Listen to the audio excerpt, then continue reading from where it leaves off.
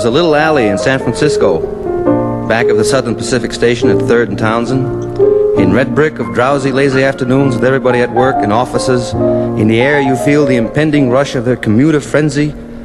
As soon they'll be charging en masse from Market and Sansom buildings on foot and in buses and all well-dressed through working man Frisco of walk-up truck drivers. And even the poor grime-bemarked 3rd Street of lost bums, even Negroes so hopeless and long left east, and meanings of responsibility and try, that now all they do is stand there spitting in the broken glass, sometimes 50 in one afternoon against one wall at 3rd and Howard. Here's all these Millbrae and San Carlos neat necktied producers and commuters of America and steel civilization rushing by with San Francisco Chronicles and green call bulletins, not even enough time to be disdainful.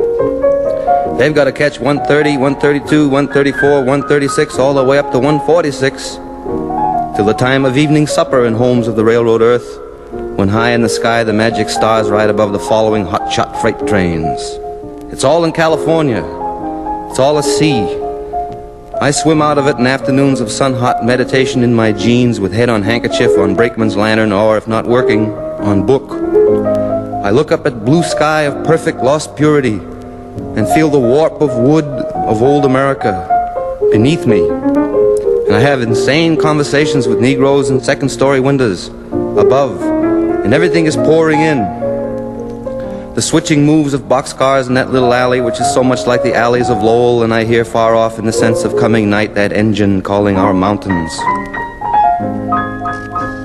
But it was that beautiful cut of clouds I could always see above the little SP alley, puffs floating by from Oakland, or the gate of Marin to the north, or San Jose south. The clarity of Cal to break your heart. It was the fantastic drowse and drum hum of lum-mum afternoon, nothing to do. Old Frisco with end-of-land sadness. The people, the alley full of trucks and cars of businesses nearabouts.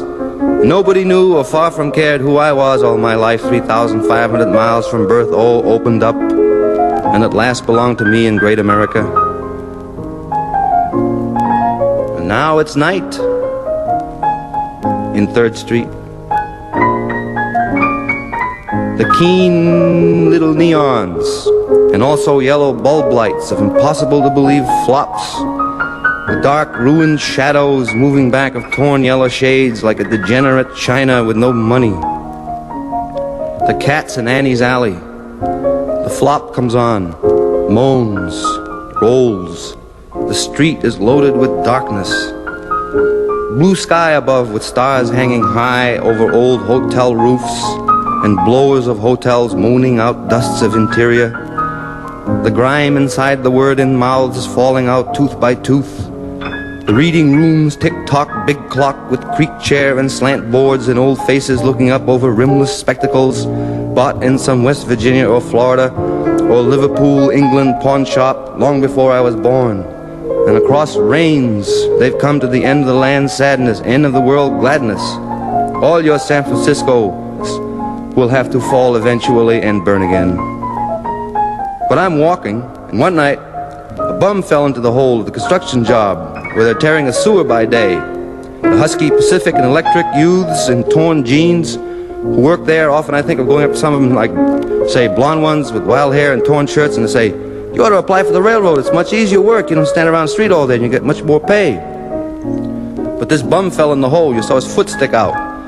British MG, also driven by some eccentric, once backed into that hole. And as I came home from a long Saturday afternoon local to Hollister out of San Jose, miles away across verdurous fields of prune and juice joy, here's this British MG backed and legs up, wheels up into a pit, and bums and cops standing right outside the coffee shop.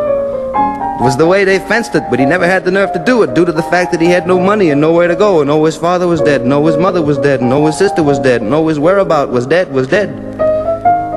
But and then at that time also, I used to lay in my room on long Saturday afternoons listening to Jumpin' George with my fifth of Tokay, no tea, and just under the sheets laugh to hear the crazy music.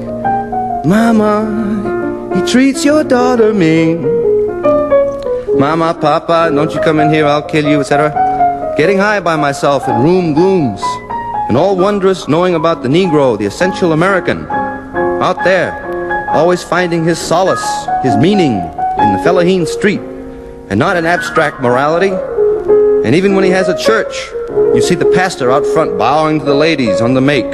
You hear his great vibrant voice on the Sunday afternoon sidewalk full of sexual vibratos saying, "Why, yes, man, but the gospel do say that man was born of woman's womb." No, and so, by that time I come crawling out of my warm sack and hit the street. When I see the railroad ain't gonna call me till 5 a.m. Sunday morning probably, for a local out of Bay Shore. In fact, always for a local out of Bay Shore. And I go to the whale bar of all the wild bars in the world, the one and only 3rd and Howard. And there I go in and drink with the madmen, and if I get drunk, I get. The girl who come up to me in there one night, I was there with Al Buckle, said to me, "You want to play with me tonight, Jim?" And I didn't think I had enough money. And I told this to Charlie Lowe, and he laughed, said, "How do you know she wanted money? Always take the chance that she might be out just for love, or just out for love, you know what I mean? Don't be a sucker."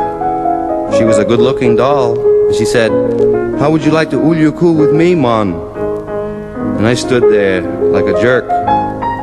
In fact, bought drink, got drink drunk that night, and in the 299 Club, I was hit by the proprietor, the band breaking up the fight, before I had a chance to decide to hit him back, which I didn't want to do anyway.